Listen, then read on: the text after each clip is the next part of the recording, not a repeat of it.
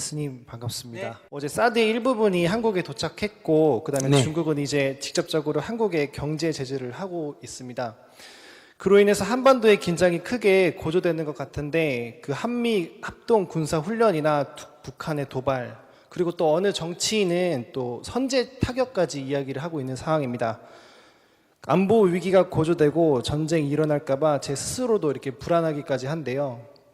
지금 상황을 그러니까 사드 배치 이런 상황을 제가 어떻게 봐야 하고 더 나아가서 전쟁을 막고 평화로운 나라에서 살기 위해서 저와 같은 청년들이 무엇을 해야 할까?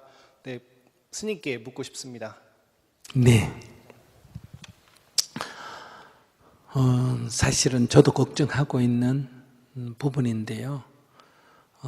이것은 지금 제기되는 것은 북한 핵이나 미사일에 대한 우리의 방어다. 즉 북한의 그런 도발에 대한 남한의 방어적인 거다. 이렇게 돼 있지만은 이거의 배경은 조금 더 넓습니다. 다시 말하면 지난 1세기 동안 미국이 세계의 중심국가, 패권을 행사했다 이렇게 말할 수가 있어요. 그런데 거기에 이제 러시아가 도전을 했다가 한때는 세계를 양분하다시피 했다가 결국은 가라앉았죠. 그래서 미국의 패권에 대응할 나라는 없다. 그래서 미국은 일극체제, 유일무이한 패권 국가다 이랬는데 최근에 와서 중국이 급격하게 부상을 하면서 미국의 패권에 도전하는 양상이 됐다. 그래서 G2, 즉 이극체제의 일원으로 등장을 한 형국이 된다. 그러니까 이것 때문에 오는 필연적인 세계적 갈등이 생겨났다. 이렇게 볼 수 있어요. 그래서 미국은 이러한 중국의 도전을 또는 성장을 일단 막아야 된다 이 말이에요. 왜? 자기의 패권을 좀 더 오래 유지해야 되기 때문에 이걸 좋다 나쁘다 이렇게 보면 안 돼요. 그런데 중국은 어떠냐? 옛날에 자기들이 서구 열강으로부터 식민 지배를 당하고 온갖 수모를 겪었는데 이 몇십 년의 노력으로 이렇게 대국으로 굴기를 했다 이 말이에요. 우뚝 일어섰다. 그런데 국제관계에서는 자기가 힘이 약할 때 형성된 국제관계가 이미 판을 치고 있다 이 말이에요. 그러니 자기 힘에 걸맞는 역할을 달라고 미국에 요구한 거예요. 적어도 동아시아에 있어서 중국의 국익에 미국이 도전하지 마라. 중국의 국익을 보호해달라. 여기에 중국의 목소리를 내겠다. 이렇게 되면서 지금 동아시아에서 미중 사이에 힘겨루기가 시작이 됐다. 이런 얘기예요. 그동안에 미국은 러시아를 견제하기 위해서 중국을 이렇게 세워가 러시아를 견제해냈는데 이제는 중국을 견제하기 위해서 러시아까지도 이제 손을 잡아가지고 중국을 견제하려고 하는 이런 형국이에요.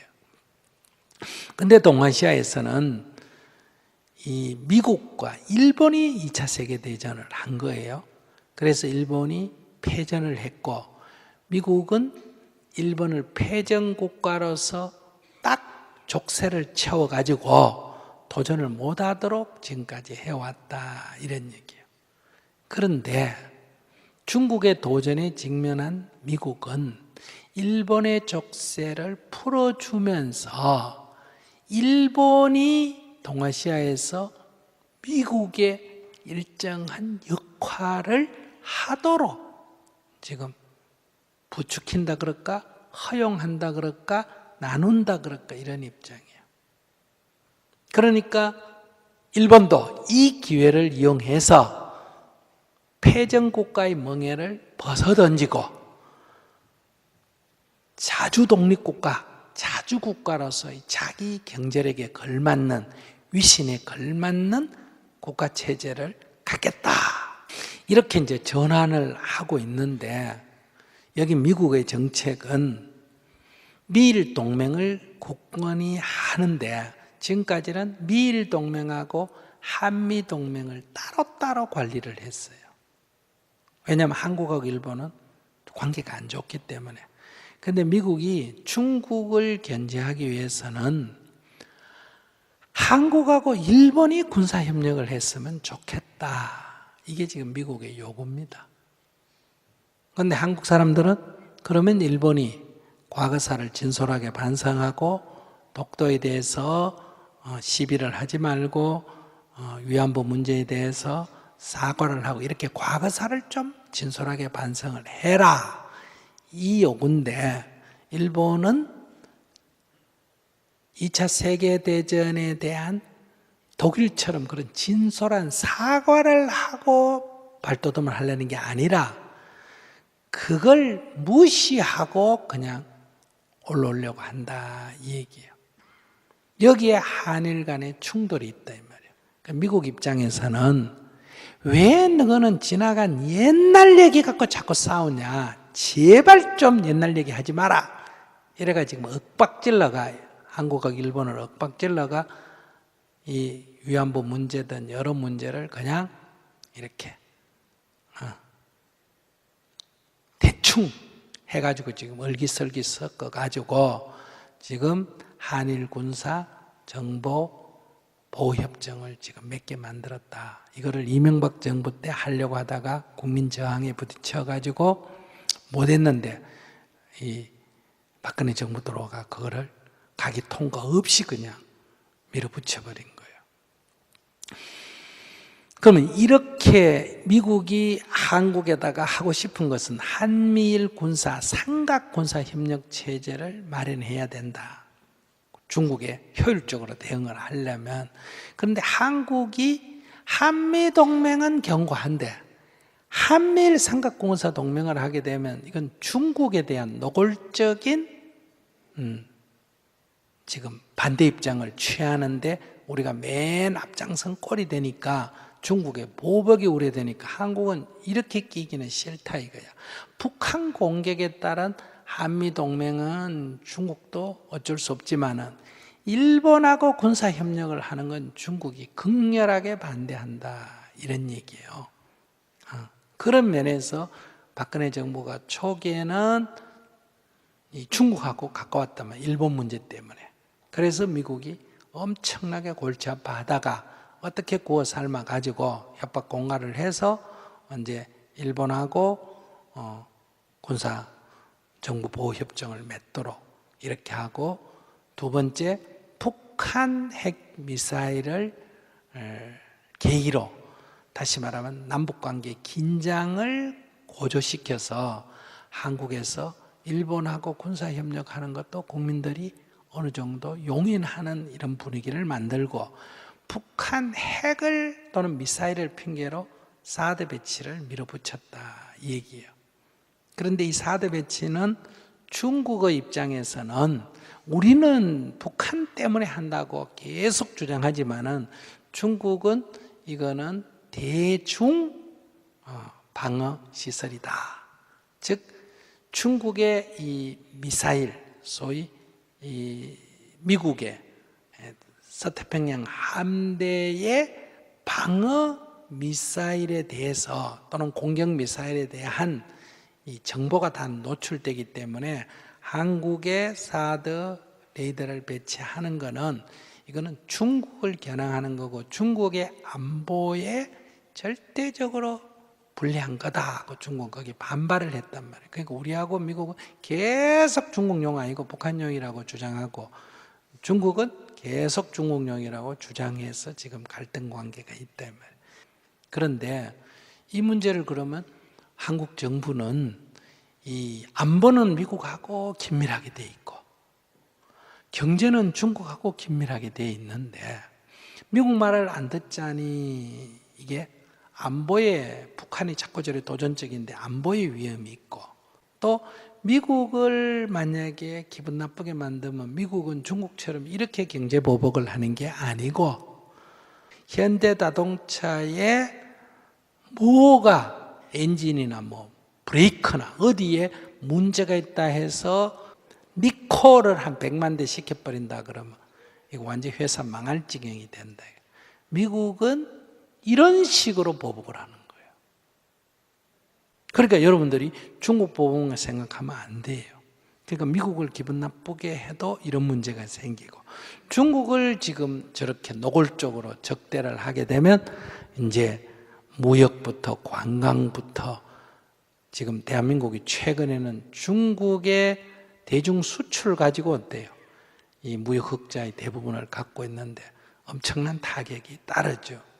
이 배치를 약간 수년시켜야 된다. 그래서 중국의 반발을 무마하고, 이렇게 해야 되려면 이 남북 간의 긴장을 조금 완화시켜야 돼요. 그래야 이 빨리 배치해야 된다는 이 미국의 압력을 벗어날 수가 있죠. 그러려면 북한이 인도적 지원을 하고 북한은 이 이산가족 상봉을 하면서 남북 간의 군사적 충돌이 예긴되는 긴장을 조금 완화시키게 되면 사드를 배치하지 말자는 게 아니라 사드 배치의 긴박성이 조금 떨어진다. 그러면 배치를 조금 미룰 수가 있다 이거야.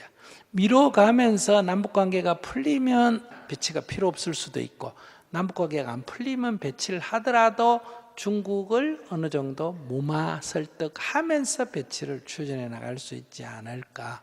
자, 이런 지혜가, 그러니까 중국은 체면을 좀 세워줘야 돼요. 왜 그럴까? 시진핑이 2기에 지금 들어가지 않습니까? 형식적으로 시진핑이 다시 이 당석에 뽑히잖아, 그죠? 그러면 요 시기를 약간 피해줘야 시진핑도 체면이 있을 거 아니에요. 그러니까 시진핑은 지금 이 문제에 대해서 강경하게 대응을 해야 체면이 있습니까? 온건하게 해야 됩니까? 강경하게 해야 되는 거예요. 이렇게 봐야 돼요. 그런 면에서 우리가 어떤 거는 결정을 하지 말았어야 됐고, 이미 결정을 해버리면 박근혜 대통령이 결정해도 이건 대한민국이 결정한 거니까 다음 대통령이 책임을 져야 돼요, 안 져야 돼요? 져야 돼요. 그건 난 모르겠다 이러면 안 돼요. 트럼프처럼 저렇게 하면 안 돼요.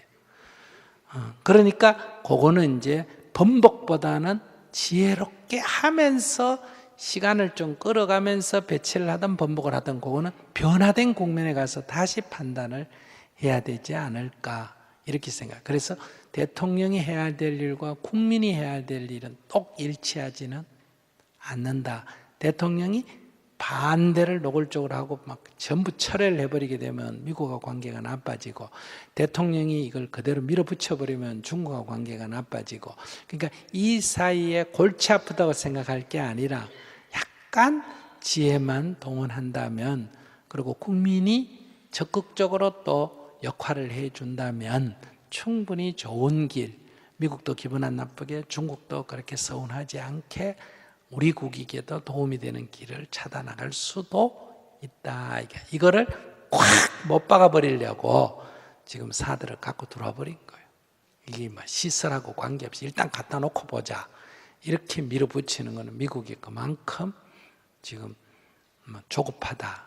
이 정권의 이런 변화에 있어서 변화를 용납 안 하겠다. 그러니까 미국의 의지가 그만큼 강하다고 할 수 있겠죠. 미국의 의지가 이만큼 강할 때 미국하고 정면 충돌을 하면 어때요? 정권의 위기가 온다, 이렇게도 볼 수 있어요. 그러니까 우리가 힘 약한 사람이 무조건 대들어가 싸운다고도 되는 게 아니고, 무조건 굴복하면 이건 국가의 체면이 안 되죠. 그러니까 거기에는 예의를 갖추되 자주적인 입장이 분명해야 되는데, 우리 정부나 지도자는 그게 좀 부족하지 않을까. 제가 볼 때는 그래요. 훈수를 둔다면 내가 보기에는 지혜가 좀 부족하다, 이렇게 생각해요. 감사합니다.